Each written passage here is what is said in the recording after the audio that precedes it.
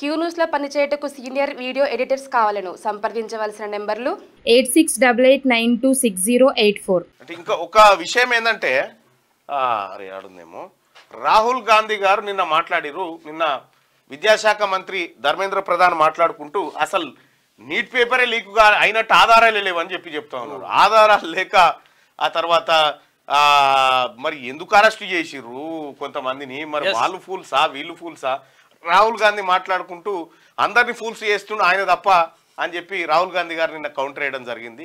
నిన్న లోక్సభలో భారతీయ జనతా పార్టీ లేదంటే ఎన్డీఏ పక్షంలో ఉన్నటువంటి నాయకులు మాట్లాడిన మాటలు చూస్తూ ఉంటే దేశం నవ్విపోతా ఉన్నది. వాళ్ళ మాటలు చూస్తూ ఉంటే అసలు నీట్ పేపరే లీక్ కాలేదంటే ఈ హడావిడేంది, కథ ఏంది? మాట్లాడతారా ఏదో అర్థం కాదు. కొంతమంది అన్ని రాష్ట్రాలకు పాకిపోయింది నీట్. అన్ని రాష్ట్రాల్లో బీహార్ ఒకటి అంటే బీహార్ నుంచి సుప్రీంకోర్టు గుజరాత్ వచ్చే గుజరాత్ నుంచి అన్ని రాష్ట్రాలు ఉన్నది. ఎక్కడెక్కడ నేను కూడా వచ్చింది. అప్రజాస్వామికంగా గొంతు నొక్కే యత్నం. పార్లమెంట్ ఉన్నది పార్టీల కోసం కాదు, దేశం కోసం. రాజకీయాలకు వేదిక కాదు. 2029 ఎన్నికల్లో మనం మరోసారి తలపడదాం.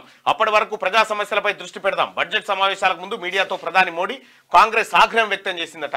అప్రజాస్వామికంగా గొంతు నొక్కేయడం అంటే ఎన్ని గొంతులు నొక్కేస్తే మీరు ఇట్లా నిలబడగలిగిన మోడీ గారు? మీరు కూడా మాట్లాడవాలి. క్యూ న్యూస్లో పనిచేయటకు సీనియర్ వీడియో ఎడిటర్స్ కావాలను సంప్రదించవలసిన నెంబర్లు 8688926084.